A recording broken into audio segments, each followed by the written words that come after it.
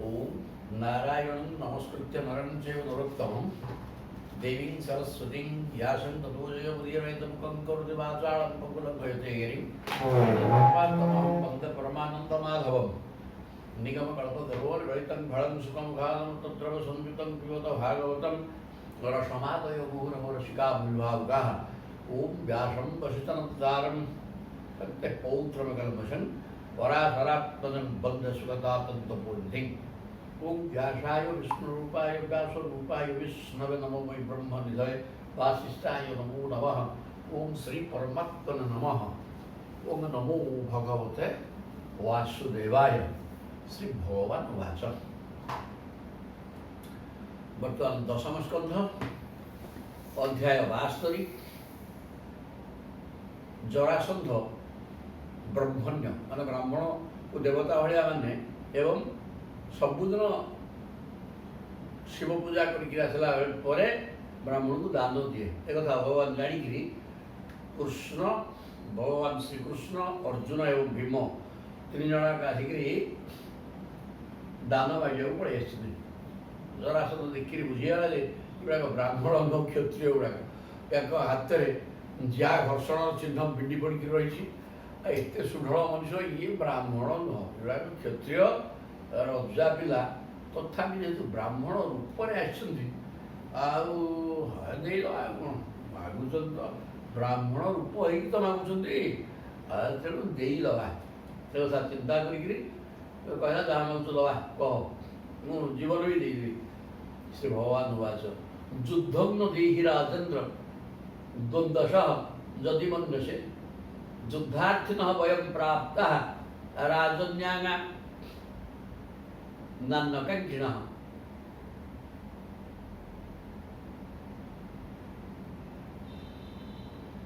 भगवान कहीदे कृष्ण सब कहीदे सत कथा युद्धं न देहि हे राजेन्द्र जरासंध जी मगधर राजा तुम्हें राजेन्द्र युद्धं देहि आमको युद्ध दिय द्वंद्वशः परस्पर लड़े करवा गदा युद्ध हो मल युद्ध हो ये प्रकार युद्ध आमको दरकार युद्धार्थिन वयं प्राप्त आम युद्ध लक्ष्य आसिक पाइचु राजन्या आम ब्राह्मण प्रकृति नुह जरासंध जानी सारे भगवान सब जना जानी आम क्षत्रिय बोली सीधा कहले आम हूँ क्षत्रिय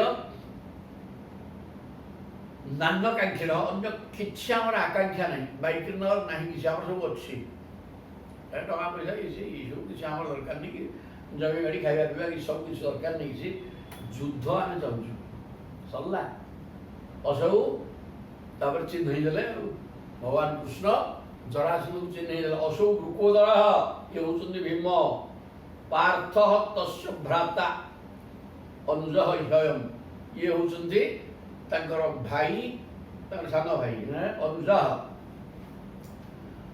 युधिष्ठिर भीम अर्जुन आसे तेणु अर्जुन हूँ तृतीय पांडव तेणु यांकर सान भाई अर्जुन होती यही व्यक्ति अनयो मातुलेय अनयो मातुलेय ये दिजणकर मातुलेय माने मामू पुओ भाई हूँ कृष्ण मां कृष्ण जानी ते रिपुं हूँ से दिजणकर मामू पुओ भाई कृष्ण एवं तुमर शत्रु तुम जान शत्रु बोलिकी 17 थर युद्ध कर सागे तेणु तुम शत्रु कृष्ण हूँ मु एवं आवेदित राजा जहास जहासूजी स्म मागध आह चावर्षित मंदा युद्धं तरी ददामि एवं आवेदित राजा ये प्रकार भगवान को द्वारा कहा जानते कही सब तो खोला खोली कहीदे राजा कौन कला जरासंध जहास ठो ठो हसला कहला आह च अमर्षित असहिष्णु होगा अच्छा तुम गोटे युद्ध करने पलैस युद्ध भागी थे डरिकी पलैल युद्ध करने पलैस मंदा युद्धम तरी ददामि तुम्हें मंद बुद्धि सब युद्ध कौन किए क्या मागे युद्ध कर युद्ध मांग ଯୁଦ୍ଧ ଦିଅ ବୋଲି। ଆଉ ଠିକ୍ ଅଛି ଯୁଦ୍ଧ କରିବା, ମୁଁ ବି ଗୋଟେ କ୍ଷତ୍ରିୟ ନା, ତୁମେ କହୁଛ କ୍ଷତ୍ରିୟ ଆମକୁ ଯୁଦ୍ଧ ଦିଅ, ଆଉ ଅସୁବିଧା କ'ଣ? ମୁଁ ବି କ୍ଷତ୍ରିୟ, ଯୁଦ୍ଧ କରିବା, କିଛି ଅସୁବିଧା ନାହିଁ। ଆଉ ଯୁଦ୍ଧ କରିବାକୁ ଲାଗିଲା ମାନେ କ୍ଷତ୍ରିୟ କ'ଣ ପଛ ବୁଝା ଦେବ?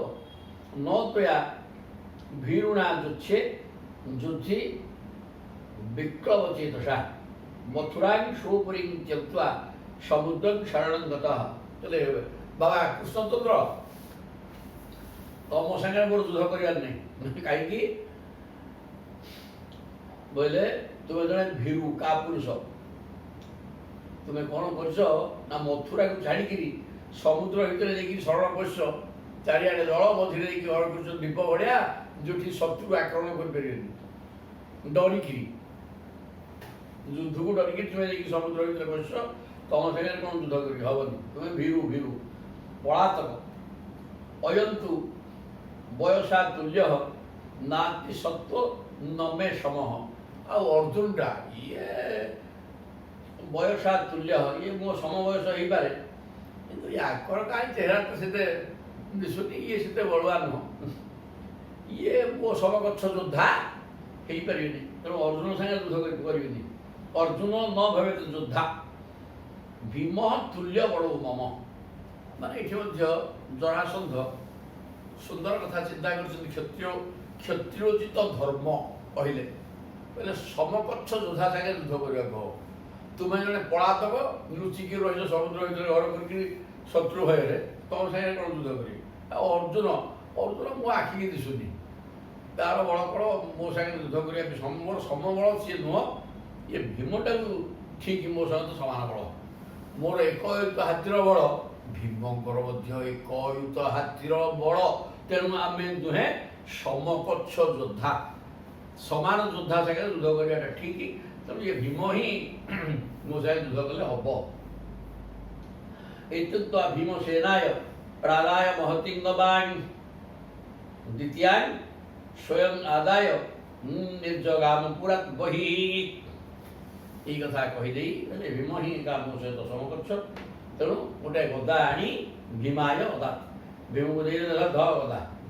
ଦ୍ୱିତୀୟାଂ ଗଦା, 2 ନମ୍ବର ଗଦାକୁ ନିଜେ ଧରି ନଗର ଭିତରୁ ବାହାରକୁ ଆସିଲେ। ଯୁଦ୍ଧଟା କ'ଣ ସେ ଘର ଦ୍ୱାର ଅଛି, ରାଜଧାନୀ ଭିତରେ କ'ଣ ହବ କି, ତେଣୁ ବାହାରକୁ ପ୍ରାଙ୍ଗଣକୁ ପଳାଇ ଆସିଲେ, ରାଜଧାନୀ ଛାଡ଼ିକିରି ବାହାରକୁ ଆସିକି ପହଞ୍ଚି ଗଲେ। ଚାଲିଲା ଆଉ ତତଃ ସମେ ଖଳେ ବୀରୌ ସଂଯୁକ୍ତା ବିତରେତରୌ ସଂଯୁକ୍ତ ଇତରେତରୌ ଜଘ୍ନତୁ ବଜ୍ରକଳ୍ପାଭ୍ୟାଂ ଗଦାଭ୍ୟାଂ ରଣଦୁର୍ମଦୌ। ଭୀମକୁ ଜରାସନ୍ଧ କିଏ କାହାକୁ କମ ନୁହଁ, 2 ଜଣଯାକ ଗଦା ଯୁଦ୍ଧରେ ଦକ୍ଷ, ତେଣୁ ଲାଗିଗଲେ। ଖଳେ ବୀରୌ ସଂଯୁକ୍ତୌ ଇତରେତରୌ, କିଏ କାହାକୁ କମ ନୁହଁ, ପରସ୍ପର ମଧ୍ୟରେ ଯୁଦ୍ଧ ଆରମ୍ଭ କରିଲେ। ବଜ୍ର ସମାନ କଠୋର, ବଜ୍ରକଳ୍ପା ଗଦା, ଗଦା ବି ଭାରି ଟାଣୁଆ ଗଦା, ବଜ୍ର ଭଳିଆ, ପିଟାପିଟି ଆରମ୍ଭ କରିଦେଲେ। ମଣ୍ଡଳାନି ବିଚିତ୍ରାଣି ସବ୍ୟଂ ଦକ୍ଷିଣମେ ବଚ, କେମିତି ନା ପଇଁତରା ହାରିକିରି ଏପଟକୁ ପଳଉଛି, ସେମିତି ଏପଟ ସେପଟ, ଇଆଡ଼େ ଯାଉଛନ୍ତି ସେ ସିଆଡ଼େ ଯାଉଛନ୍ତି, ସେଇପଟକୁ ଗଲା ସେ ସିଆଡ଼େ, ଏମିତି ଏପଟ ସେପଟ ଛକାଛକି ହେଇକିରି ଗଦା ଧରିକି ପିଟାପିଟି ଆରମ୍ଭ ହେଲା ଆଉ। ଚରତୋଃ ସୁସୁରେ ଯୁଦ୍ଧଂ ନର୍ତ୍ତୟୋଃ ରଙ୍ଗିଣଃ। ରଙ୍ଗମଞ୍ଚରେ ନାଟୁଆ ପିଲା ଯୁଦ୍ଧ କଲା ଭଳିଆ 2 ଜଣ ଶ୍ରେଷ୍ଠ ଅଭିନେତା ରଙ୍ଗମଞ୍ଚରେ ଅଭିନୟ କରୁଛନ୍ତି, ଏ ପ୍ରକାର ଲାଗିଲା। ଯୁଦ୍ଧଟା ଯେମିତି ହେବା କଥା ହବ, ଏଇ ଯୁଦ୍ଧକୁ ନେଇକି ତ ରଙ୍ଗମଞ୍ଚରେ ସେମାନେ କରୁଛନ୍ତି ନା, ଆଉ ତେଣୁ ସେଇଟା ଓଲଟା କଥା କହିଲେ। ରଙ୍ଗମଞ୍ଚରେ 2ଟା ନାଟୁଆ ପିଲା ଯେମିତି ଯୁଦ୍ଧ କରନ୍ତି, ସେଇଭଳିଆ ଇଏ ଜଣାପଡ଼ିଲା। 2 ଜଣଯାକ ପଇଁତରା ମାରି ଯୁଦ୍ଧ କରିବା ଲାଗିଗଲେ ଜୋରସୋର। ତତଃ ଚଟଚଟା ଶବ୍ଦ ବଜ୍ର ନିଷ୍ପେଷ ସନ୍ନିଭଃ ଗଦୟୋଃ କ୍ଷିପ୍ରୟୋଃ ରାଜନ୍ ଦନ୍ତୟୋଃ ହରିବ ଦନ୍ତିନଃ। बोले हे राजन किए से कहले सुखदेव कहते हे परीक्षित महाराज जितेबले जनकर गदा अन्य जनकर गदारे पिटी होते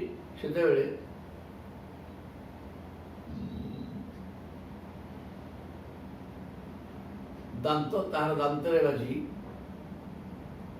जमी ढोढ़ा शब्द हम दंत जो हो दंती न दंती किए से दंता हाथी बड़ बड़ दांत थाए से हाथी युद्ध कला आसी मुंड मुंड तो पिटा पिटे से दांत को दांत भी बाजी जाए ठो ठा सुखे दीटा ठेगा पिटे जीवती दांत को दांत बाजी से ठो ठा सुखो सेमती ये दी जनकर गदा जो गदा गदा बाजुची ढोढ़ शब्द हो शब्द कर युद्ध जमी दुईटा हाथी लड़े लगला बेले दांत को हाथी बड़ बड़ दांत गुड़ाक दांत को दांत बाजिक ढी ढा सुखे से गदा को गदा पिटा पिटी यही भयंकर शब्द है ते वही गदे भुज बड़े न भुज जबे न निपात्य माने अन्य तो सपटिपाद करु जतृन् चूर्णी बभूवतु रूपेत्य यथार्क शाखे संयुध्यतु विरदयो रिवदीप्तमन्त्य दीप्तमन्यु बोले तेवई गदे भुज जबेन निपात्य माने भुज जब माने हाथ में क्षिप्र गति बुले पिटुंट ना कौन तेणु क्षिप्र गति बुले प्रहार करते अन्यंश कटिपाद करु करूर जतृन् गोड़ को देखी हाथ को देखी अंटा को देखी कड़े कौन कि तो लक्ष्य करी गदा को बुले बुले पिटुंट शरीर विभिन्न अंग को भीम पिटुंट जरासन जरासन भीम पिटुंट ये प्रकार गदा युद्ध जोरसोर लगे चूर्णी बभूवतु रूपेत्य यथार्क शाखे परस्पर गदा युद्ध करी एक कांध अंटा गोड़ हाथ जंग ये सब पिटापिटी है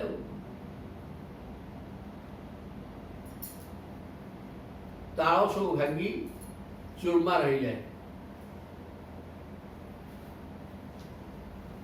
क्रोधरे उन्मत्त हुई दुईटी हाथी चूर्णी बहुवतु उपेत्य यथा दशा दशारक शाखे संयुध्यते द्युरदय रिव दीप्तमन्यु प्रद्युप्तमन्यु माने क्रोध जलुथ्य क्रोधरे जलुथ्या दीटा दंता हाथी जीवती भयंकर युद्ध करती आचा मैंने मुंड को लड़ाई कर दांत को दांत खोबा दौड़ी ये प्रकार कला समय गछ बछ भांगी सब लंडा हो पड़े हाथी गुड़ाक भारी बड़ुआ सबुठ बृहत जीव तेणु आघात गछ उपुड़ी पड़े एवं दौड़िक आसिक ढी हे गला आसिक गछपत्र भाई लंडा हो जाए सेमती ये दी जन कहीं क्या कम नुह ये तो एक अयुत हाथीर बल दी जनाकर सामान हाथ भयंकर युद्ध चलना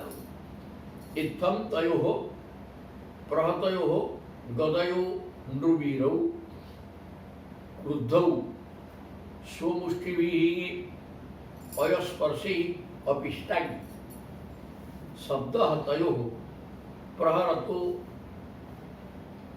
अरिभयो रिवासी निर्घात वज्र परुष तलताल तलतत्व मुत्थ इत्थम तयो प्रहतयो तयो दिवसर परस्पर दुईज ये प्रकार दुईज आग परस्पर को पिटापिटी करी प्रहतयो गदयोर निबारु पिटापिटी हहु दीटा को गदा मुंड होगा जो पिटापिटी हो गदा दीटा सरीगला तेणु दिए क्रुद्ध रागिकी मुष्टि भी धरसु मुथ मरा कर मल्लयुद्ध पटा पका पकी चलला मुष्टि भी अयस्पर्शी अपिष्टा लुहा भाया शरीर तेणु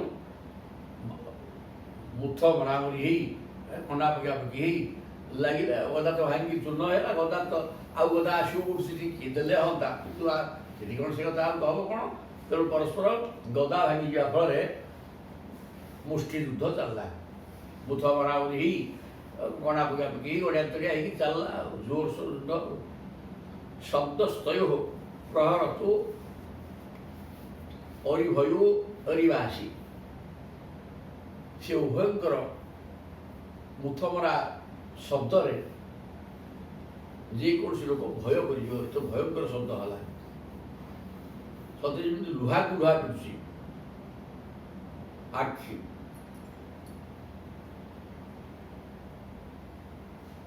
एभली मुथ चापुड़ा बराबर हेले से शब्द सहित लुहा को लुहा पिटिले जमी से भाया भयंकर शब्द है से शब्द शुणी चढ़छड़ी मारला परी लगुता है निर्घात वज्र वज्र सतरे जमी जो वज्र जमी भिड़े मारदू से लोक मरी जाऊँ ना से भाया एक मुष्टि युद्ध हाथ को मुठा कर मुथ मरामरी चापड़ा मरामरी मुंड को मुंड पोड़ा कर प्रकार हो भयंकर युद्ध है शब्द सब वज्रपात भाया सब भयंकर शब्द सृष्टि है तयो एवं प्रहरतो समशिक्षा बड़ो निर्विशेषं अभूत युद्धम अक्षीण जवयुरूप तेल हे नृप ये सुखदेव कहते हे राजन परीक्षित महाराज तयो एवं प्रहरतो ये प्रकार दिजनाक किए क्या कम नुह मरले मरिया पछे लगी भयंकर युद्ध मृत्यु हो ना तेणु दिजनाक पिटापिटी एमती सम शिक्षा बड़ उजस दिजनाक शिक्षा शिक्षा ठीक गुरु पाखे शिखी दिजनाक बड़ प्रचुर परस्पर समकक्ष योद्धा किए कम नुह किए अधिका सम्मान मेलवा सी कहे तो हाथ बड़ अभिमय भी कहे तो हाथ बड़ लगी लड़े बड़ चमत्कार भाव चलला किए हटार नहीं निर्विशेषण अभूत युद्धम तेणु किए हार किए चिड़ सी युद्ध एमती चलला से कथा कहीं अनुमान कर युद्धम अक्षारण जवयुरूप दुई कहतु कहीं हारा नहीं कहीं भी जिल्ला नहीं हार नहीं कि जेहार नहीं जहाँ लगे भयंकर युद्ध किए क्या तो कम नुह छाड़ुची किए क्या एवं तयो महाराज युद्धत सप्तविंशति 27 दिन पड़ेगा चलला भयंकर युद्ध दिनानि निरवं तत्र सुहृत् सुहृत् निशी तिष्ठतो से एपरी लड़ू लड़ू 27 दिन पड़ेगा राति दुई वीर मित्र चलुता संध्या पर युद्ध बंद 27 दिन दिन राति लगलानी सुंदर कथा कहवा भाई दिन राति लगला कि ना युद्धर नियम भी ता संध्या बंद हो तो संध्या समय युद्ध बंद हो जाए दिजनाक मित्र भाया व्यवहार करती खाया पीवा कर आराम रही सका उठी न लड़ती ये प्रकार पाठ तेणु एमती 27 दिन युद्ध चलला एकदा मातुलय वै प्राह राजन मुकुदर न शक्तोहम जरासंधम निर्जेतुम युद्धि माधव प्रभु भगवान श्रीकृष्ण कहते हे माधव एकदा दिनकर कथा निजर मातुलय कि मामू पुओ भाई भगवान कृष्ण को ब्रुकुदर ब्रुक नामधेय अग्नि जा उदर ब्रुक ना ब्रुकोदर अग्नि 4 49टा ना तेणु ब्रुक गोटे अग्नि ତାଙ୍କ ଭିତରେ ଅଛନ୍ତି ସେ ସବୁ ଖାଇଦେବେ ଶଗଡ଼ ଶଗଡ଼ ସାଙ୍ଗେ ସାଙ୍ଗେ ଜୀର୍ଣ୍ଣ। ତେଣୁ ତାଙ୍କ ନାଁ ଭୂପଦ ରହିଛି। ସେ ବର୍ତ୍ତମାନ କୃଷ୍ଣଙ୍କୁ କହୁଛନ୍ତି ଯେ ନ ଶକ୍ତ ଅହଂ ଜରାସନ୍ଧମ ବିନିର୍ଜେତୁ, ପ୍ରଭୁ ଜରାସନ୍ଧକୁ ମୁଁ ଜିଣିପାରିବିନି, ମୋତେ କାହିଁ ଜଣାପଡ଼ୁନି। ଦି ଜଣ ସମଗଛ ଦେଲା କି କାହାକୁ ଛାଡ଼ୁନି, ଆଉ କିଏ କେମିତି ଜିଣିବି କ'ଣ କରିବି, ମୁଁ ପାରିବିନି, ଜଣାପଡ଼େନି ଯାହା। ଶତ୍ରୁ ହୋ ଜନ୍ମ ମୂର୍ତ୍ତି ବିଦ୍ୱାନ୍ ଜୀବିତଞ୍ଚ ଜରାକୃତମ୍ ପାର୍ଥ ମାପ୍ୟାୟନ ସ୍ୱେନ ତେଜସା ଚିନ୍ତୟତ ହରି। ଭଗବାନ ଶ୍ରୀକୃଷ୍ଣ ଜରାସନ୍ଧର ଜନ୍ମ ଓ ମୃତ୍ୟୁର ରହସ୍ୟ ଜାଣିଥିଲେ। ଶତ୍ରୁ ଜନ୍ମ ମୃତା ବିଦ୍ୱାନ୍, ଜନ୍ମ ଏବଂ ମୃତ୍ୟୁର ବିଦ୍ୱାନ ମାନେ ଜ୍ଞାନ। କେହି ଜାଣିନାହାନ୍ତି ତାର ଜନ୍ମ, ସେ ଦି ଫାଳିଆ ହେଇକି ଜନ୍ମ ହେଇଥିଲା, ତାକୁ ସମାନ ବଝୁରୁ ଦି ଫାଳେ, ତାକୁ ନେଇକି ଫିଙ୍ଗିଦେଲେ। ଫିଙ୍ଗିଦେଲା ପରେ କ'ଣ ହେଲା ନା ଜରା ନାମ ଦେହ ରାକ୍ଷସଟା ଆସିଥିଲା, ଆମିଷ ଗନ୍ଧ, ପିଲାଟା ବହୁତ ଆଇଁଷିଣିଆ ଗନ୍ଧ ହବ। ତେଣୁ ସେ ଗନ୍ଧରେ ଆସିକି ପହଞ୍ଚିଗଲା। ପହଞ୍ଚିଲା ପରେ ଦେଖିଲା ଦୁଇଟା ହଳଦୀ ଫାଳେ, ତାର କୌତୁହଳ ସୃଷ୍ଟିଆ ଚୋବେଇ ଦେଇଥାନ୍ତା, କିଛି ଅସୁବିଧା ନାହିଁ। ତାକୁ ଯୋଡ଼ି ଦେଇକିରି ବଞ୍ଚିଲା ବୋଲି ପାଟିଗଲା ଜରାକୃତମ୍, ଗଲା ଘରୁ ସେଟା ବଞ୍ଚିଗଲା, ଗୋଟେ ପୁଅ ହେଇଗଲା। ଏବଂ ତାକୁ ଆଶୀର୍ବାଦ କରିଦେଲା, ତୁ ଅଜର ଅମର ହେଇଯା। ଏବଂ ମରିବାର ଭେଦ ପୁଣି ଗୋଡ଼ା ଦି ଫାଳେ କରି ଚିରି ଗୋଟେ ଆକାଶକୁ ଫିଙ୍ଗିବ, ଆଉ ଗୋଟେ ସମୁଦ୍ରକୁ, ପାଣି ଭିତରେ ପଡ଼ିବ, ଗୋଟେ ଆକାଶ ବାଡ଼ିକି ଯିବ, ବୋଇଲେ ଯାଇକି ସେ ମରିବ, ନହେଲେ ପୁଣି ଯୋଡ଼ି ହେଇଯିବ।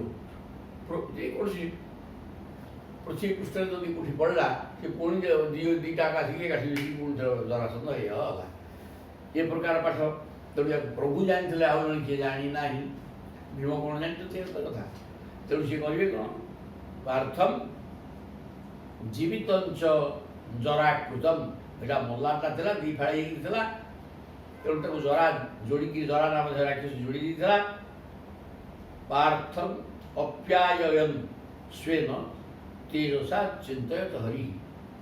ତେଣୁ ସେ ଭୀମଙ୍କ ଶରୀରରେ ନିଜର ଶକ୍ତି ସଞ୍ଚାର କରିଦେଲେ ଏବଂ ଜରାସନ୍ଧକୁ ବଧ କରିବାର ଉପାୟ ଚିନ୍ତା କଲେ। କହିଲେ ଭୀମ ପାରିବନି ବୋଲି କହିଲେ, ତାହେଲେ ହବ କ'ଣ, ହବନି। ତେଣୁ ସବୁ କଥା ବିନା ପ୍ରଭୁରେ କିଛି ହେଉନାହିଁ। ଯୋଉଠି ଦେଖିବ ଏଠି ପୁଣି ଭୀମଙ୍କ ପାଖେ, ଭୀମକୁ ଶକ୍ତି ଦେଇଦେଲେ, ଶକ୍ତି ଦେଇଦେଲେ ସରିଗଲା, ଆଉ ତ ଅସୁବିଧା କ'ଣ ଅଛି। ତା ଇଏ ଏକ ହେତୁ, ସେ ଏକ ହେତୁ ଆଦ୍ର ବଳ, କିନ୍ତୁ ୟାଙ୍କ ପାଖେ ପ୍ରଭୁଙ୍କ ଶକ୍ତିଟା ରହିଗଲା, ଅଧିକା ହେଇଗଲା। ତେଣୁ ଯିଏ ଅଧିକା ହଉଛି ଆଉ ମାରିଦେବା, ଅସୁବିଧା କ'ଣ ଅଛି। ତେଣୁ ପ୍ରଭୁ ତାଙ୍କର ଶକ୍ତି ପ୍ରୟୋଗ କରିଦେବେ ଭୀମଙ୍କ ପାଖରେ। ସଞ୍ଚିନ୍ତ୍ୟା ହରିବଧୂପାୟମ୍ ଭୀମସ୍ୟା ମୁଖ ଦର୍ଶନ ଦର୍ଶୟାମାସ ବିଟପମ୍ ପାଟନ୍ ଇବ ସଂଜ୍ଞୟାଗା। ଯୁଦ୍ଧ ଚାଲିଲା ସମୟରେ ପ୍ରଭୁ କହିଲେ, ଗୋଟେ ତୃଣ ଛିଣ୍ଡେଇ ଦେଲେ ଏବଂ ତାକୁ ଫାଳେ କରିଦେଲେ ସମାନେ, ବିଭାଗ କରି ଗୋଟେ ଇଆଡ଼େ ଗୋଟେ ସିଆଡ଼େ ଫିଙ୍ଗିଦେଲେ, ଗୋଟେ ଆକାଶକୁ ଗୋଟେ ପାଣି ଭିତରକୁ, ସମୁଦ୍ର ଆଡ଼କୁ। ଏ କଥା ଦେଖେଇଦେଲେ ଆଉ। ବିଟପମ୍ ପାଟୟନିବ ତତ୍ ବିଜ୍ଞାନ ମହାସତ୍ତ୍ୱ ଭୀମ ପ୍ରରଦାଗ୍ବରଃ। ସେ କଥା ଜାଣିଦେଲେ ଭୀମସେନ ଯେତେବେଳେ ବୁଝିଗଲେ, ଆରେ ୟାକୁ ଦିଫାଳେ କରିକି ଫିଙ୍ଗିବା କଥା କହୁଛନ୍ତି। ତେଣୁ କ'ଣ କଲେ, ଗୃହୀତ୍ୱା ପାଦୟ ଶତ୍ରୁନ୍ ପାତୟା ମାସ ଭୂତଳେ। ତେଣୁ ଭୀମସେନ ପାଦ ଛନ୍ଦିକିରି ବହିରେ ପକେଇଦେଲେ ଆଉ। ପକେଇ ଦେଇକିରି କ'ଣ କଲେ, ଏବଂ ପାଦମ୍ ପଦାକ୍ରମ୍ୟ, ତା ପାଦକୁ ନିଜ ପାଦରେ ମାଡ଼ି ବସି, ଗୋଟେ ପାଦକୁ ପାଦମ୍ ପଦା ଆକ୍ରମ୍ୟ ଦୁର୍ଭ୍ୟାଂ ଅନ୍ୟମ୍ ପ୍ରଗୃହ୍ୟସଃ, ଅନ୍ୟ ପାଦକୁ ଦୁର୍ଭ୍ୟାଂ ଦି ହାତରେ ଧରି ଟାଣିକି ଦିଭାଗ କରିଦେଲେ। ଗୁଦତଃ ପାଟୟାମାସ ଶିଖାଂ ଇବ ମହାଗଜଃ, ସେମାନେ ମଝିରୁ ସେ ଦିଫାଳ ହେଇକି ଫାଡ଼ି ହେଇଗଲା ମୁଣ୍ଡ ପର୍ଯ୍ୟନ୍ତ। ଏକ ପାଦ ମଳଦ୍ୱାର ଆଡ଼ୁ ଦୁଇ ଫାଳ କରି ପକେଇଦେଲେ ଆଉ। এই ব্যাপারে হেলা কোন এক পাদুরু ভূষণ কটি পৃষ্ঠ তলাহদে এক বাহুক্ষী ভুজকর্ণে ভূকর্ণে সকলে দদৃশু প্রজা बिल्कुल सब तो मौजूद तो दिखाड़े एटा दिखाड़े उभय दीपटे दीटा उभय स्थल रहा नाक मजबूत तो सब दिखाड़ा गोटे आखि सेपटे गोटे आखि गोटे कान गोटे सेपटे सब गोटे गोटे जिन रहीगला सब मैंने मजबूत दिफाड़ चिरीगला एमती होगा तेणु हो सकाले समस्त प्रजा मैंने देखुं देखुवा अवस्था सब मैंने दिफाड़ करदे हाहाकार महान आसीत निहत्य मगधेश्वरे मगधेश्वर शेष दिफाड़ा से भी फिंगे भगवान निर्देश गोटे आकाश गोटे समुद्र भितर फिंगे उठे जरासंध ठो शेष पूजया मासुतुगार भीमं परिरभ्य जयाच्युत भीमसेन एक प्रकार कले जरासंध मरीजा अजय एवं अच्युत अजय माने अर्जुन एवं भगवान भी अजय जड़ाक अजय से स्वतंत्र अच्युत ना दिया तेणु अच्युत माने भगवान कृष्ण एवं अर्जुन भीम को जाकि आलिंगन कले कहीं बड़ काम तुम्हें कल कि प्रकृत पाठटा निजे प्रभु ही सब कर सहदेवं तत्तनयं भगवान भूत भावन अभ्यसिंचत अभी आत्मा मागधानां पतिं प्रभु मोचया मास राजज्ञान संरुद्धा मागधे नचे सहदेवं तत्तनयं ता पुना शिवन दुकानी सहदेव सहदेवं तत्तनयं पुओ हेले सहदेव ता नाट सियाला भगवान भूत भावन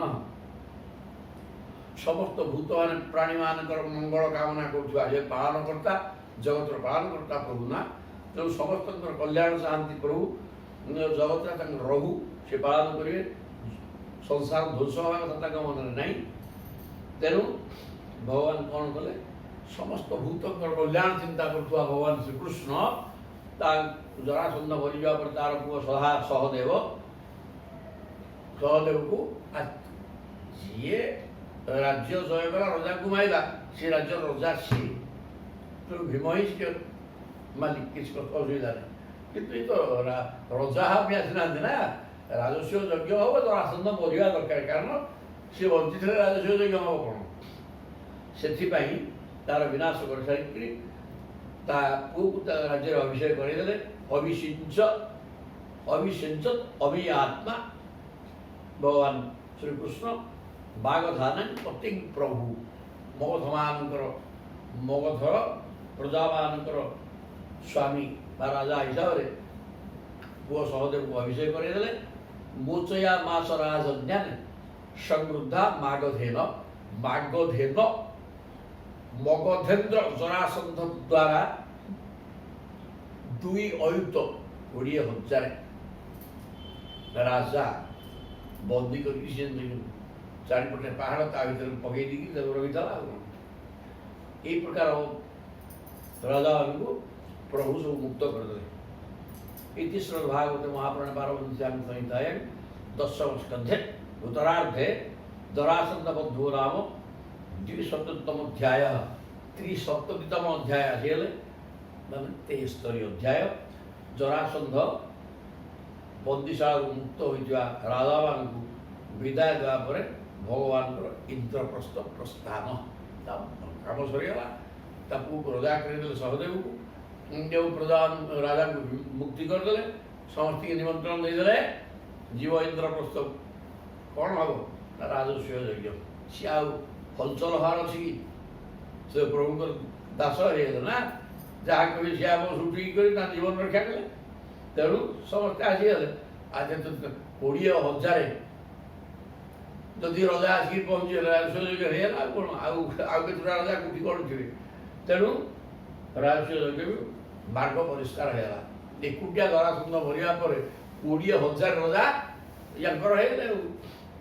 ସୁଖବାସ ବର୍ତ୍ତମାନ ଭଗବାନ ସୁଖଦେବ କହୁଛନ୍ତି, ହେ ପରୀକ୍ଷିତ ମହାରାଜ, ଅୟୁତେ ଦୁଇ ଅୟୁତ୍ୱ ସତ୍ୟାନ୍ୟ ଅଷ୍ଟୌ ଲୀଳୟା ଯୁଧି ନିର୍ଜିତା। ଆଉ ସେଥିରେ ଅଛି ଦ୍ୱିଅୟୁତ 800 ସତାନି ଅଷ୍ଟୌ, ତାର ଦ୍ୱିଅୟୁତ 800 ଆଣିକି ଥୋଇଥିଲା। ଆଉ 200 ହେଇଥିଲେ ତିନିଅୟୁତ ହେଇଥିଲେ ତାକୁ ବିନାଶ କରିଥାନ୍ତା।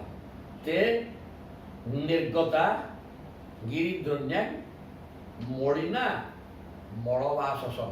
କିଏ ଲୁଗାପଟା ଦେଉଛି, କ'ଣ ଦେଉଛି, କ'ଣ ଡେଙ୍ଗା ଖାଇବାକୁ ଦେଉଥିବ। 2 ଅୟୁତ ଲୋକଙ୍କୁ ଖାଇବାକୁ ସହଜ ପାଠ।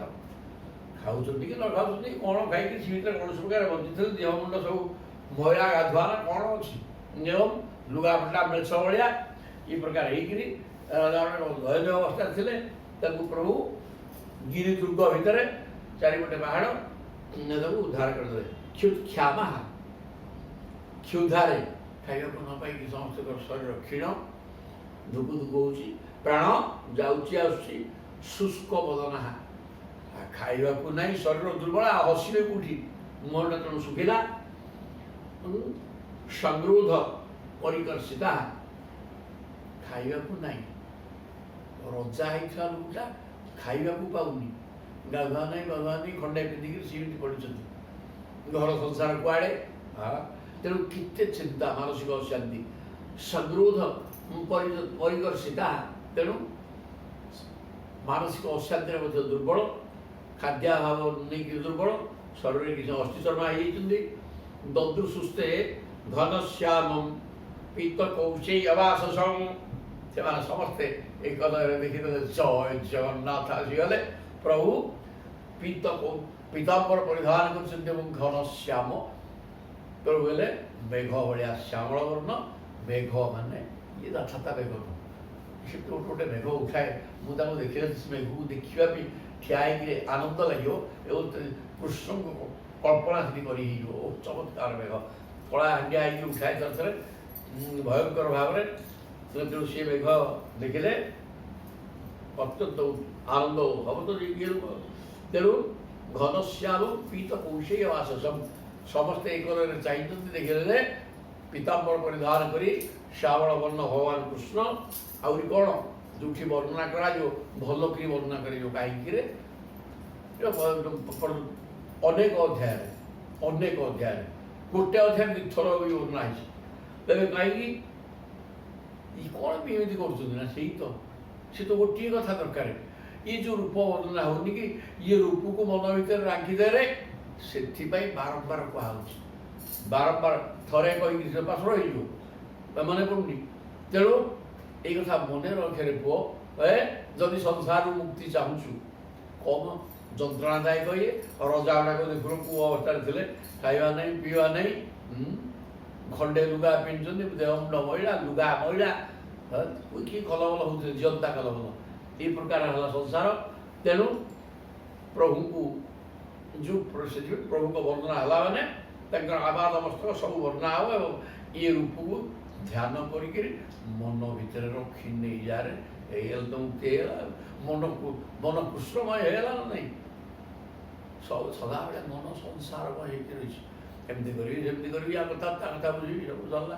ଘର ଘର ହେଇକିରି ମଣିଷ ଘର ଘର ହୋଇଣ ବୁଲୁଛି, କିନ୍ତୁ ମନ ଭିତରୁ ଯଦି ଘରକୁ ଉଡ଼େଇ ଦେବ ଏବଂ ଜୟ ଜଗନ୍ନାଥ ଭଗବାନ ଶ୍ରୀକୃଷ୍ଣ ମନ ଭିତରେ ଆଙ୍କି ହେଇଗଲେ, ସେତିକି ତ ସରିଗଲା, ସାଧନା ସେତିକି। ତେଣୁ ବାରମ୍ବାର ରୂପ ବର୍ଣ୍ଣନା ହେଇଛି ଭାଗବତ ଅନେକ ଜାଗାରେ, ଯେଉଁଠି ପ୍ରଭୁ ଆସିଲା ବେଳେ ବର୍ଣ୍ଣନାଟେ ହବ। ଶ୍ରୀବତ୍ସାଙ୍କମ୍, ଶ୍ରୀବତ୍ସ ଚିହ୍ନ ବକ୍ଷ ଦେଶରେ, ଚତୁର୍ବାହୁ, 4 ହାତ, ପଦ୍ମଗର୍ଭାରୁଣେ କ୍ଷଣମ୍, ପଦ୍ମ ପଲାଶ ପଦ୍ମପତ୍ର ଭଳିଆ ଅରୁଣବର୍ଣ୍ଣର ଆଖି ଗୁଡ଼ିକ ଅରୁଣବର୍ଣ୍ଣ ହେଇଛି। ଚାରୁ ପ୍ରସନ୍ନ ବଦନ, ମୁଖଟା ଅତ୍ୟନ୍ତ ଚିଦାକର୍ଷକ ଏବଂ ହସ ହସ। ସ୍ଫୁରନ ମକର କୁଣ୍ଡଳମ, କାନରେ ମକରାକୃତିର କୁଣ୍ଡଳ ଦୋଦୁଲ୍ୟମାନ ହେଉଛି। ପଦ୍ମହସ୍ତମ, ଗଦା ଶଙ୍ଖ ରଥାଙ୍ଗୀ ଉପଲକ୍ଷିତମ୍ କିରୀଟ ହାର କଟକ କଟି ସୂତ୍ର ଗଦାଜିତମ୍ ପଦ୍ମ ହସ୍ତମ୍ ହାତରେ ଶଙ୍ଖ ଚକ୍ର ଗଦା ପଦ୍ମ ଚାରି ହାତ ଚାରି ଆୟୁଧ ଶୋଭା ପାଉଛି ଏବଂ କିରୀଟିନ ମୁଣ୍ଡରେ ଗୋଟେ ସୁନାର କିରୀଟ ହାର କୌସ୍ତୁଭ ହାର ବେକରେ କଟକ କଟକ ମାନେ ବଳା ବଳା ଲାଗିଛି ହାତରେ କଟିସୂତ୍ର ସୁନାର ଅଣ୍ଟା ସୂତା ଅଙ୍ଗଦ ମାନେ ସେଇ ବାହୁଟି ସେ ଯେଉଁ ହାତରେ ଲାଗି ଯୋଡ଼ା ସବୁ କଟକ ଅଙ୍ଗଦ ଏସବୁ ହାତରେ ଲାଗିବା ବଳା ଏଗୁଡ଼ାକ ଲାଗିଛି ସବୁ କିରୀଟ କୁଣ୍ଡ ସବୁ ତ ଲାଗିଛି ଆଉ ପୀତ ବସନ କୌସ୍ତୁଭ ହାର ପାଦ ଚିହ୍ନ ଶ୍ରୀବତ୍ସଙ୍କର ପାଦ ଚିହ୍ନ ବକ୍ଷ ଦେଶରେ ପୀତାମ୍ବର ହସ ହସ ମୁହଁ ତ୍ରିଭଙ୍ଗୀ ଛାଣି ଏଇଟା ଛାଣିଲେ ହେବନି ତ୍ରିଭଙ୍ଗୀ ଛାଣି ହେଇକି ପ୍ରଭୁ ଠିଆ ହେଇଛନ୍ତି ଚତୁର୍ଭୁଜ ଶଙ୍ଖ ଚକ୍ର ଗଦାପଦ୍ମ ଧରିକି ଏ ପ୍ରକାର ଭ୍ରାଜତ ବରମଣି ଗ୍ରାଭମ୍ ଭ୍ରାଜତ ବରମଣି ଗ୍ରୀବଂ ନିବିତମ୍ ବନମାଳୟା ଆହୁରି ଅଛି ନା ପିବନ୍ତ ଇବ ଚକ୍ଷୁର୍ଭ୍ୟାଂ ଲିହନ୍ତ ଇବ ଜିହ୍ୱୟା ଭ୍ରାଜତ ବରମଣି ଗ୍ରୀବମ୍ କୌସ୍ତୁଭ ମଣି ସେଠି ହାର ମାନେ ସୁନା ହାର ଲାଗିଥିଲା କୌସ୍ତୁଭ କଥା ନାହିଁ ଠିଆ ଉଠିଲା କିରୀଟ ହାର ମାନେ ସୁନାର ହାର ଲାଗିଥିଲା ବର୍ତ୍ତମାନ କୌସ୍ତୁଭ ମଣିଟା ଏଠି ଆସିଲା ମଣି ଗ୍ରୀବମ୍ ପଟନ ଦେଶରେ କୌସ୍ତୁଭ ମଣି ବି ରହିଛି ନିବିତମ୍ ବନମାଳୟା ବନମାଳା ମାନେ ଯେତେ ସୁଗନ୍ଧିତ ଫୁଲ ବନମାଳା ମାନେ ବନର ଫୁଲରେ ମାଳ ହେଇଛି ସାରା ଫୁଲ ନୁହଁ ମଲ୍ଲି ଦୟଡ଼ା ତୁଳସୀ ସବୁ ଥାଇକିରି ସୁଗନ୍ଧ ଫୁଲର ମାଳ ଲାଗିଛି ବନମାଳା ପିବନ୍ତ ଇବ ଚକ୍ଷୁର୍ଭ୍ୟାଂ ଏବଂ ତାଙ୍କୁ ନେତ୍ରରେ ପିଇ ଯାଉଛନ୍ତି ସତ୍ୟ ଯେପରି ତାପରେ ଏ ପ୍ରକାର ରୂପ ଦେଖିଦେଲା ପରେ ସେମାନେ ତ ଉତ୍କଣ୍ଠିତ ହେଇକି ଥିଲେ ପ୍ରଭୁଙ୍କ ଦର୍ଶନ ପାଇଗଲା ପରେ ତ ଦିବ୍ୟ ମୂର୍ତ୍ତି ନା ଆକର୍ଷତି କୃଷ୍ଣ ଯିଏ ସମସ୍ତଙ୍କର ଚିତ୍ତକୁ ଟାଣି ନେଇଯିବେ ଚୁମ୍ବକରେ ବାପା ସେଇଭଳିଆ ହେଇଛନ୍ତି ପ୍ରଭୁ ତେଣୁ ଇଏ ସବୁ ଚକ୍ଷୁଭ୍ୟାଂ ପିବନ୍ତ ଇଏ କଲୟରେ ପ୍ରଭୁଙ୍କର ସୁନ୍ଦର ସୌନ୍ଦର୍ଯ୍ୟ ଶରୀରକୁ ଚାହିଁକି ରହିଗଲେ ଲିହନ୍ତ ଇବ ଜିହ୍ୱୟା ସତେଦିନ ତାଙ୍କୁ ଜିଭରେ ଚାଟି ପକାଉଛନ୍ତି ଜିଘ୍ରନ୍ତ ଇବ ନାସାଭ୍ୟାଂ ତେଣୁ ଶରୀର ତ ସୁଗନ୍ଧ ବାହାରୁଛି ନା ପଦ୍ମଗନ୍ଧ ତେଣୁ ସେ ନାକ ଦେଇକି ପ୍ରଭୁଙ୍କର ପଦ୍ମଗନ୍ଧକୁ ଆଘ୍ରାଣ କରୁଛନ୍ତି ରମ୍ଭନ୍ତ ଇବ ବାହୁବି ଏବଂ ପ୍ରଭୁ ଯଦିଓ ଏଗୁଡ଼ାକ ଦି ତ 800 ଆଉ ସମସ୍ତେ କ'ଣ ଏକାଠି ଆଲିଙ୍ଗନ କରି ପକେଇବେ ତେଣୁ ପ୍ରଭୁଙ୍କୁ ମନେ ମନେ এই প্রকার প্রভুঙ্ক রূপক মନରେ চিন্তা করে মনে মনে সমস্ত আলিঙ্গন করে পকাইলে জয় জগন্নাথ অতি সুন্দর তারপরে জিঘ্রন্ত বা প্রণয় মুহু নাসাভ্যাং রম্ভন্ত ইব বাহুহি প্রণয় মুহু হত পাপান এবং সমস্ত তাকে প্রণাম করে সমস্ত পাপ তাপ হটাই দেলে মূর্ধবি পাদয়োহ হরে ସମସ୍ତେ ପ୍ରଭୁଙ୍କୁ ଦେଖିଲା ପରେ ଯେଉଁଠି ସେଠି ଥିଲେ ସାଷ୍ଟାଙ୍ଗ ପ୍रणिपात କରି ପକାଇଲେ ଏବଂ ମନେ ମନେ ରୂପ ଚିନ୍ତନ କରିକି ଆଲିଙ୍ଗନ କରି ସାରିଛନ୍ତି ଏସବୁ ପ୍ରକାର ହେଇକିରି ଏମାନେ କୃତକୃତ୍ୟ ହେଇଗଲେ ମୁକ୍ତି ତ ହେଇଗଲେ ଆଉ ସେଥିରୁ କ'ଣ ମିଳିବ ଖାଦ୍ୟ ନ ଖାଦ୍ୟ ଅଧାମରା ଗୁଡ଼ାକ ହେଲେ ଭଗବାନଙ୍କୁ ଦର୍ଶନ କଲା ପରେ ଆଉ ସେ ମଲା ଫଲା କୁଆଡ଼େ ଉଡ଼ିଗଲା ବହୁତ ଦିନର ତପସ୍ୟା ପରେ ସବୁକିଛି ମିଳିଗଲେ ଯେମିତି ମନୁଷ୍ୟ ଆନନ୍ଦରେ ବିଭୋର ହେଇଯାଏ ସେ ପ୍ରକାର ସ୍ଥିତି ଆସିଗଲା କୃଷ୍ଣ ସନ୍ଦର୍ଶନାହ୍ଲାଦ ଧ୍ୱସ୍ତ ସଂରୁଧନ କ୍ରମହା ଏଇ ଯେଉଁ ଅବରୁଦ୍ଧ ହେଇକି ଥିଲେ ଖାଇବା ନାହିଁ ପିଇବା ନାହିଁ ମାନସିକ ଅଶାନ୍ତି ଭିତରେ ପାଗଳ ହୋଇଯାଇଥିଲେ କିନ୍ତୁ ଭଗବାନଙ୍କୁ ଦେଖିଦେବା ମୁହୂର୍ତ୍ତରେ ସେ ସବୁ କୁଆଡ଼େ ପଳେଇଲା ଏବଂ ପ୍ରେମରେ ସମସ୍ତଙ୍କ ମନ ବର୍ତ୍ତମାନ ଆନନ୍ଦାନୁଭବ ସ୍ୱରୂପ ପ୍ରଭୁଙ୍କର ସ୍ୱରୂପଟା ପରେ ଦେଖିଲେ ଆନନ୍ଦ ହେବ। ବ୍ରହ୍ମ ପଦାର୍ଥ ହେଲେ ଆନନ୍ଦ, ତେଣୁ ସେ ରୂପ ବି ସେମିତି ହେଇଛି ଯାହା ଦେଖିଲେ ଯେକୌଣସି ପରିସ୍ଥିତିରେ ଥିବା ଲୋକଟା ବି ଆନନ୍ଦ ହେବ। ତାଙ୍କର ମାନସିକ ସ୍ତର ଠିକ୍ ନାହିଁ, ମନ ଆଦୌ ଠିକ୍ ନାହିଁ, କି ଶାରୀରିକ ସ୍ଥିତି ଠିକ୍ ନାହିଁ, କିଛି ନଥିଲେ ମଧ୍ୟ ପ୍ରଭୁ ଆନନ୍ଦମୟ ବ୍ରହ୍ମ ପଦାର୍ଥ। ତାଙ୍କୁ ଦେଖିଲା ପରେ ଏମାନେ ବ୍ରହ୍ମାନନ୍ଦକୁ ଅନୁଭବ କଲେ, ଶରୀର ସ୍ଥିତି ଭୁଲିଗଲେ। ଏ ସାଧାରଣ କଥା। ଆଉ ପ୍ରଭୁଙ୍କୁ ଦେଖିଲେ ଆଉ ରହିବ କିଛି। ଜୟ ଜଗନ୍ନାଥ।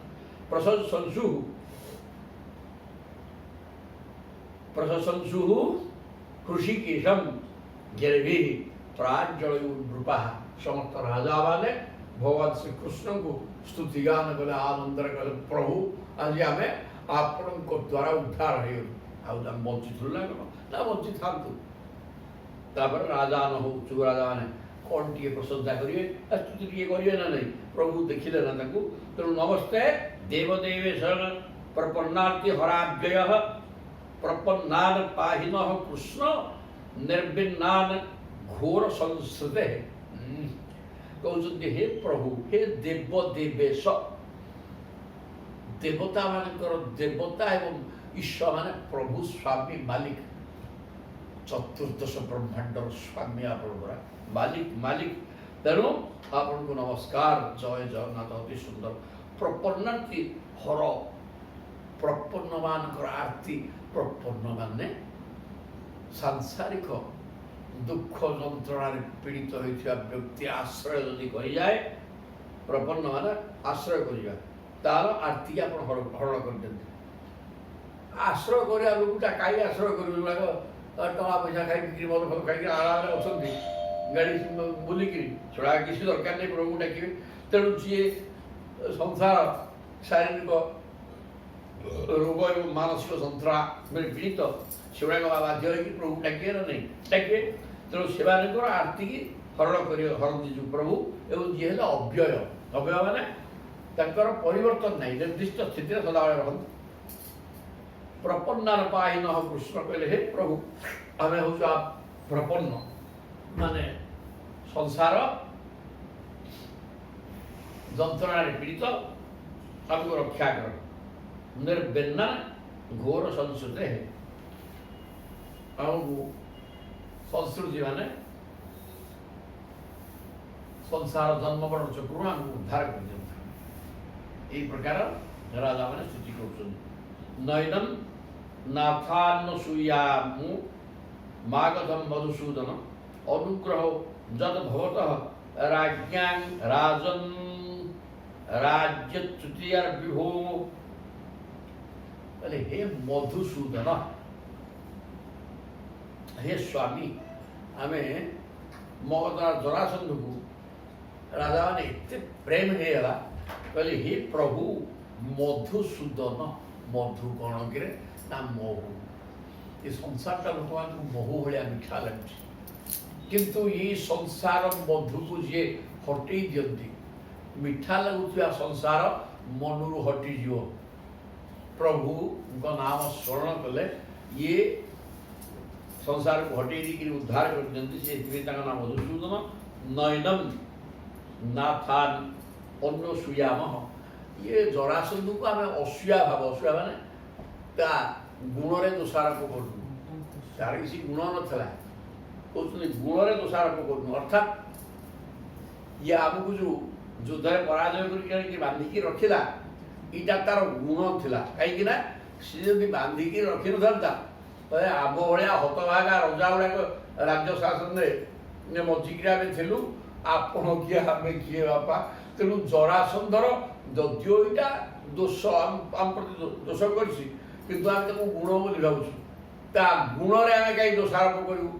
ଆମର ଅହୋଭାଗ୍ୟ ଯେ ଜରାସନ୍ଧ ପ୍ରତି ଆମର ଅସୂୟା ଭାବ ନାହିଁ, କାରଣ ଏଇଟା ତାର ସଦ୍ଗୁଣ ଥିଲା। ଆମମାନଙ୍କୁ ବାନ୍ଧିକି ରଖିଲା, ଯାହାର ପରିଣାମ ହେଲା ଆପଣଙ୍କର ଦର୍ଶନ।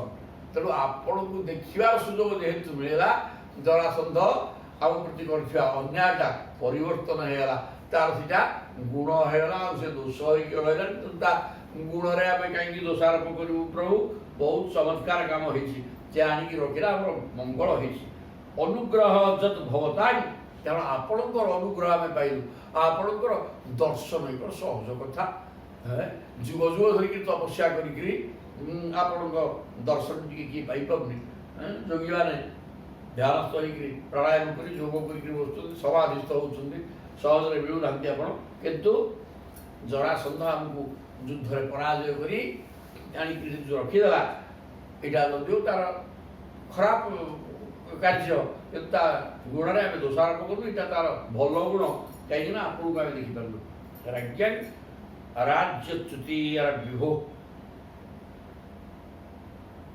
ଆମର ରାଜ୍ୟଚ୍ୟୁତି ହେଇଛି। ରାଜ୍ୟ ଛାଡ଼ିକି ରାଜସ୍ୱ ଭୋଗ କରୁଥାନ୍ତୁ, କିନ୍ତୁ ସେ ଆଣିକି ଆମକୁ କିଛି ରଖିଲା। ହେଲେ ଏଇଟା ତାର ଯଦିଓ ଦୋଷଯୁକ୍ତ କାମ, ଆମେ ତାକୁ ଦୋଷ ଦେଉନୁ, କାହିଁକିନା ସେ ଏଠି ରଖିନଥିଲା ଆପଣଙ୍କୁ କୋଉଠି ପାଇଥାନ୍ତୁ। ତେଣୁ ବଡ଼ କାମଟା ହେଇଛି। ରାଜ୍ୟ ଐଶ୍ୱର୍ଯ୍ୟ ମଦୋନ୍ନତ ନ ଶ୍ରେୟୋ ବିନ୍ଦତେ ନୃପ, ମାୟା ମୋହିତ ଅନିତ୍ୟା ମନ୍ୟତେ ସମ୍ପଦୋ ଅଚଳା। କହିଲେ ରାଜ୍ୟ ଐଶ୍ୱର୍ଯ୍ୟ ମଦୋନ୍ନତ, ଆମେ ଆଗରୁ ସଂସାରରେ ବାନ୍ଧି ହେଇକି ଥିଲୁ।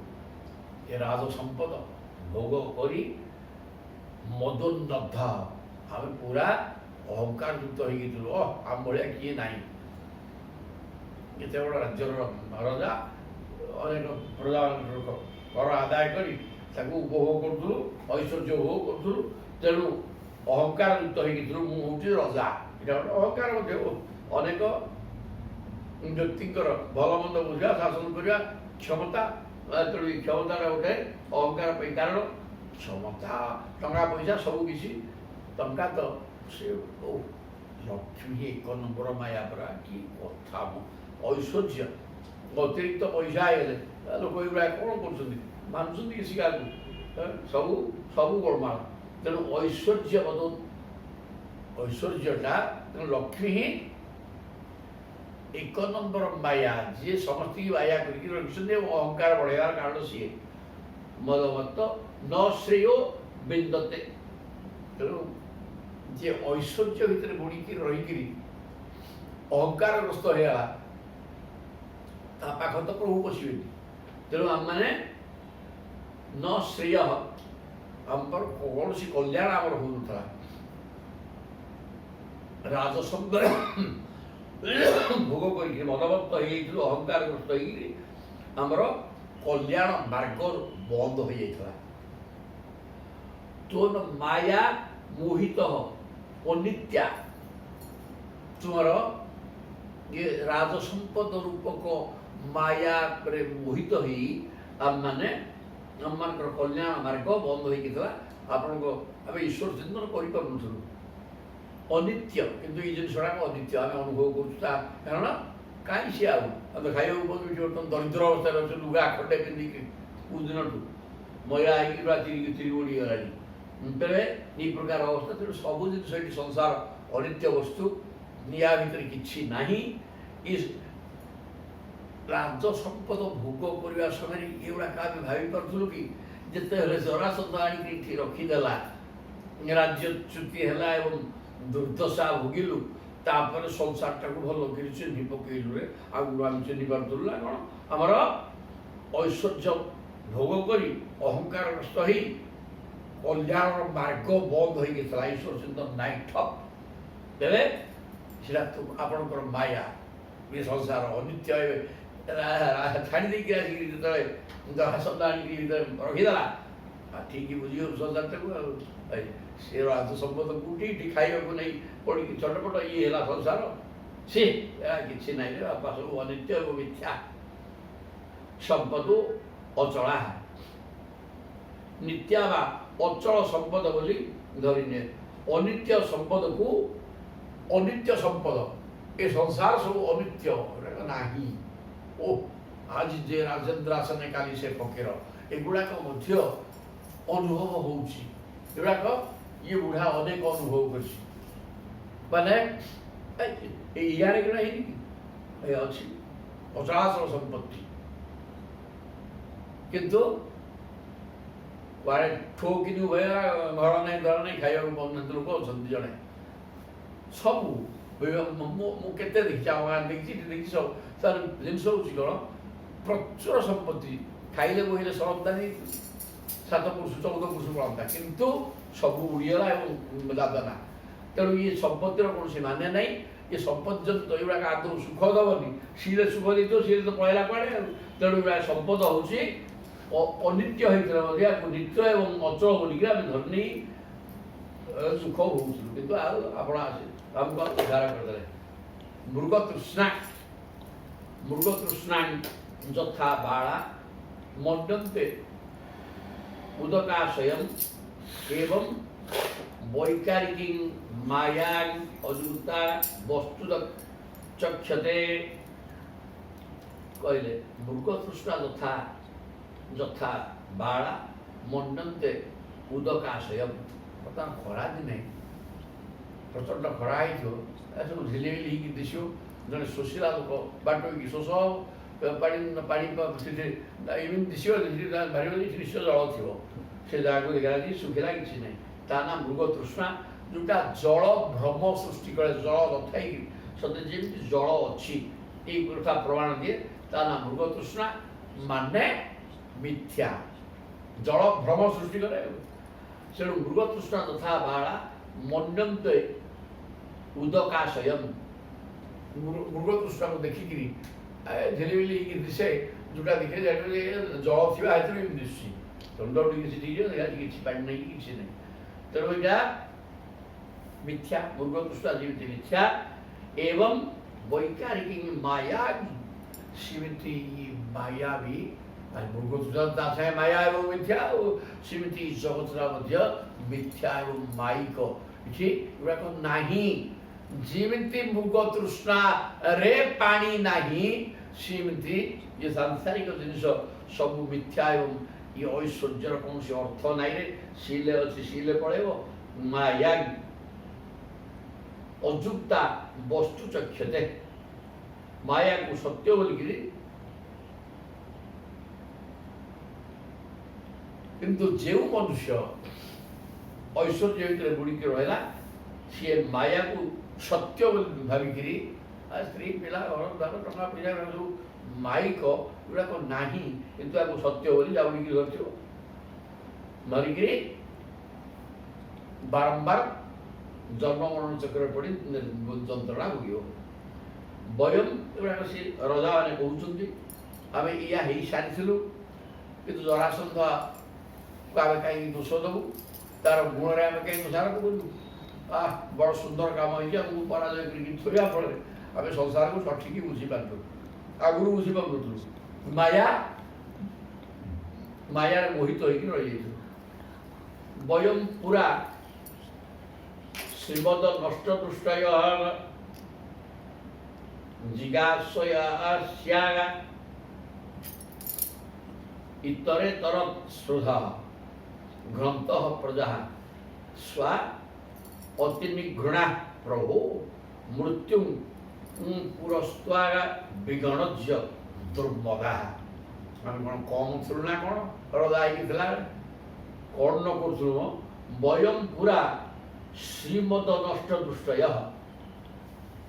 ପୂର୍ବରୁ ଆମେ ଶ୍ରୀମଦ ଏ ଯେଉଁ ରାଜ ସମ୍ପଦ ଏଇଟା ହେଲା ମଦ ଏ ମଦରେ ଆମେ ମଦମତ୍ତ ହେଇକିଥିଲୁ ଅର୍ଥାତ୍ ଆମର ଦୃଷ୍ଟିଭଙ୍ଗୀ ବଦଳିକି ଥିଲା ଏ ଐଶ୍ୱର୍ଯ୍ୟ ମଦ ଅହଙ୍କାର ଏତେ ପ୍ରବଳ ହେଇଯାଇଥିଲା ଯେ ଆମ ଭଳିଆ କେହି ନାହିଁ এই প্রকার চিন্তন করে আমি ছিলু জিগীষয়াস্যা ইতরেতর শ্রুধ এবং সামন্ত গোটে তো অছি কোণ কাম তো কিছু নাই চাল দিগ্বিজয় করি আউ খন্ডে রাজ্য মিশাই দেওয়া এই প্রকার করি পরস্পর জিগীষয়া যুদ্ধরে জয় করে রাজ্য মিশাইবা লোভরে পরস্পর ভিতরে স্পর্ধা করুলু আস যুদ্ধ করা এমতি গোটে করি হোলা কোণ তার খালি କ୍ଷତି গ্রন্থ প্রজা তা দ্বারা বহুত প্রজা মরুলে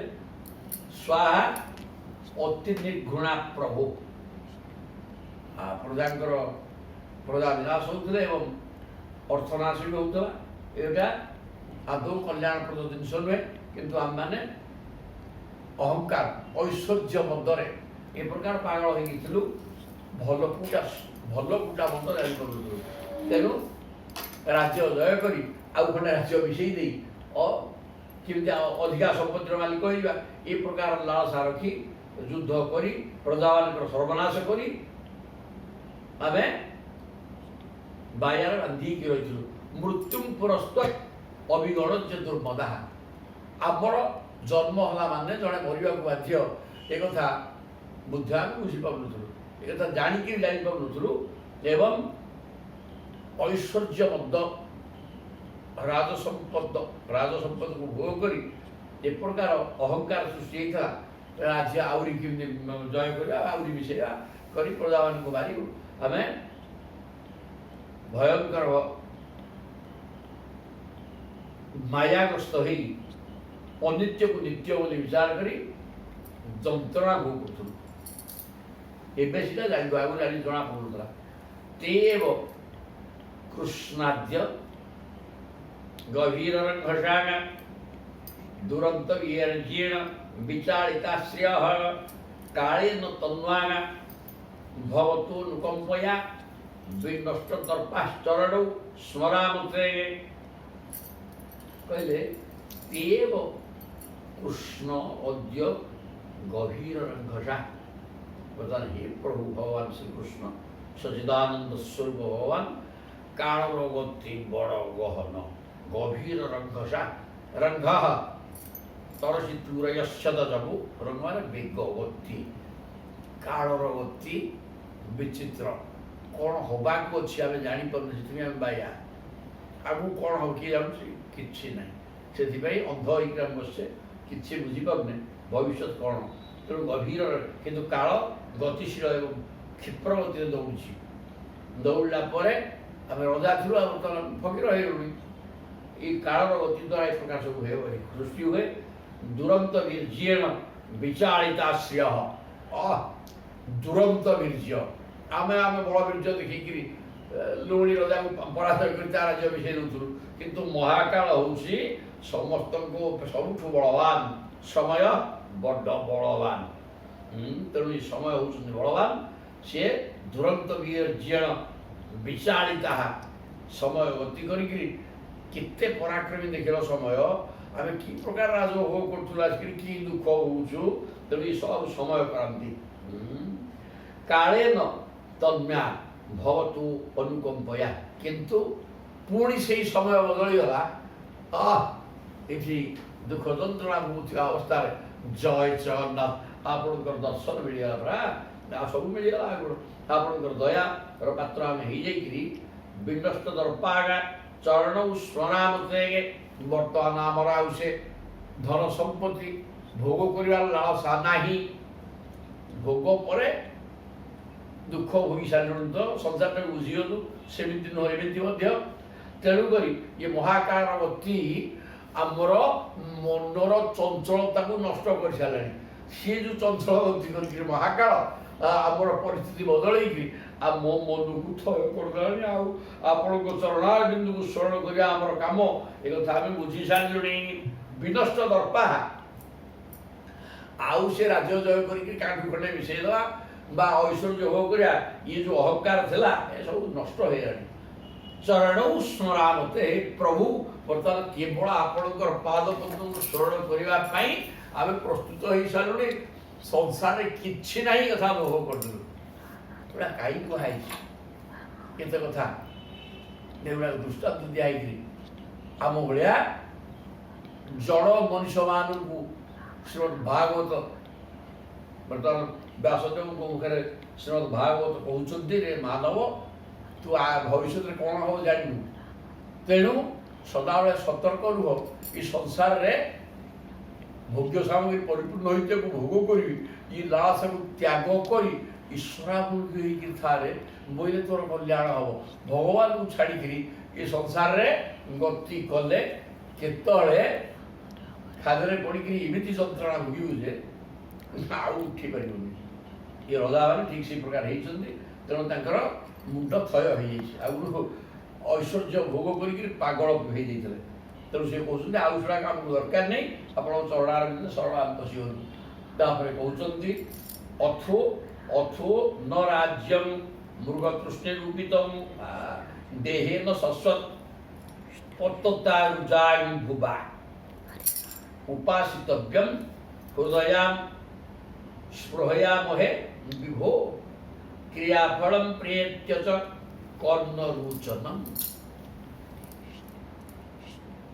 କହିଲେ ହେ ପ୍ରଭୁ, ଏ ଶରୀର ଦିନକୁ ଦିନ କ୍ଷୀଣ ହେଇଯାଉଛି। ଅଥୋନ ରାଜ୍ୟଂ ମୃଗତୃଷ୍ଣେ ରୂପିତ। ରାଜ୍ୟ ଗୁଡ଼ାକ ମୃଗତୃଷ୍ଣା ଭଳିଆ। ମୃଗତୃଷ୍ଣା ଯେମିତି ଜଳର ଭ୍ରମ ସୃଷ୍ଟି କରେ, କିନ୍ତୁ ସେଟା ପ୍ରକୃତ ଜଳ ନୁହେଁ, ମିଥ୍ୟା।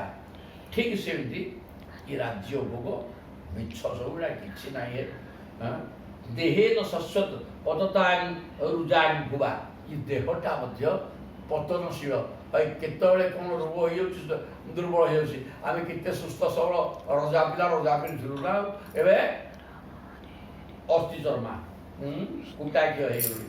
ଦେହେନ ଶଶ୍ୱତ୍ ପତତା, ଏ ଶରୀର ବିନାଶଶୀଳ ଏବଂ ଯାହା ଥାଏ କିଛି 40 ବର୍ଷ ପରେ ୟାର ଅଧୋପତନ ହେଉଛି, କ୍ରମେ କ୍ରମେ ଜୀର୍ଣ୍ଣ ଶୀର୍ଣ୍ଣ ହେବ, ସବୁ ଠୋ ହେଇଯିବ। ତେଣୁ ରୋଗ ପୀଡ଼ିତ ହେବ, ଯନ୍ତ୍ରଣା ଭୋଗିବ ଇତ୍ୟାଦି ଇତ୍ୟାଦି। ତେଣୁ ଏ ରାଜ୍ୟ ଭୋଗ ମୃଗତୃଷ୍ଣା ଭଳିଆ ମିଥ୍ୟା, ଶରୀର ବି ମିଥ୍ୟା, ଯାହାର ନିର୍ଦ୍ଦିଷ୍ଟ ସ୍ଥିତିରେ ସଦାବେଳେ ରହୁନି। ଜରା ବାର୍ଦ୍ଧକ୍ୟ ଆସିବ ଏବଂ ନଷ୍ଟ ହେବ। ଉପାସିତବ୍ୟଂ ସ୍ପୃହୟାମହେ ବିଭୋ। ତେଣୁ ବର୍ତ୍ତମାନ ଏ ସଂସାରର ସ୍ପୃହା, କାମନା ବାସନାକୁ ନେଇକି ସଂସାର ଭୋଗ କରିବା ଲାଳସାକୁ ହଟିଗଲାଣି। ପ୍ରଭୁ କେବଳ ଉପାସିତବ୍ୟଂ, ଆପଣଙ୍କର ଚରଣାରବିନ୍ଦରେ ଶରଣ ପଶିବାଟା ଏକମାତ୍ର କର୍ତ୍ତବ୍ୟ ବୋଲି ଆମେ ବୁଝି ସାରିଲୁଣି। କାରଣ ରାଜସୁଖକୁ ଇଆଡ଼େ ଯେଉଁ ହୀନ ଅବସ୍ଥା ଦୁଇଟା ଆଗ ଭୋଗି ସାରିଲୁଣି, ତ ଆଉ ସେ ରାଜସୁଖକୁ ଆମର ସ୍ପୃହା ନାହିଁ। କେବଳ ଈଶ୍ୱର ଚିନ୍ତନ। କ୍ରିୟାଫଳଂ ପ୍ରେତ୍ୟ च କର୍ଣ୍ଣରୁଚନଂ। ସ୍ୱର୍ଗଲୋକ ଆଦି କର୍ମଫଳ ହେତୁ ମୃତ୍ୟୁ ପରେ ସ୍ୱର୍ଗଲୋକ ବି ମିଳିଥାଏ। ଆମେ ସେହି ସ୍ୱର୍ଗ ଭୋଗ ମଧ୍ୟ ଇଚ୍ଛା କରୁନୁ। ଇଏ ଯେଉଁ କ୍ରିୟାଫଳଂ ପ୍ରେତ୍ୟ, ଅମୁକ ଅମୁକ କର୍ମ କଲେ ଏମିତି ସ୍ୱର୍ଗ ମିଳିଯିବ, ସ୍ୱର୍ଗ ଫର୍ଗ ଭୋଗ ବି ଆଉ ଦରକାର ନାହିଁ। ଭୋଗ କ'ଣ ଏଇଠି ଏ ସଂସାରରେ କ'ଣ ଐଶ୍ୱର୍ଯ୍ୟ ଭୋଗ ହେଉନି କି? ଏଇଠି ବି ସ୍ୱର୍ଗ ଭୋଗ ହେଉଛି। ହଁ ଏଇଆ। ତେଣୁ ଏ ସ୍ୱର୍ଗ ଭୋଗ ଐଶ୍ୱର୍ଯ୍ୟ ଭୋଗର ଆମେ ସେଗୁଡ଼ାକ ଆଉ ଚାହୁଁନୁ। ଆମେ କିଛି ବି ଚାହୁଁନୁ, ରାଜଭୋଗ ଚାହୁଁନୁ, ଆଉ କୌଣସି ସାଂସାରିକ କାମନା ବାସନା ଆମ ମନରେ ନାହିଁ। କେବଳ ଆପଣଙ୍କ ଚରଣାରବିନ୍ଦ ସେବା ହିଁ ଏକମାତ୍ର ଦରକାର।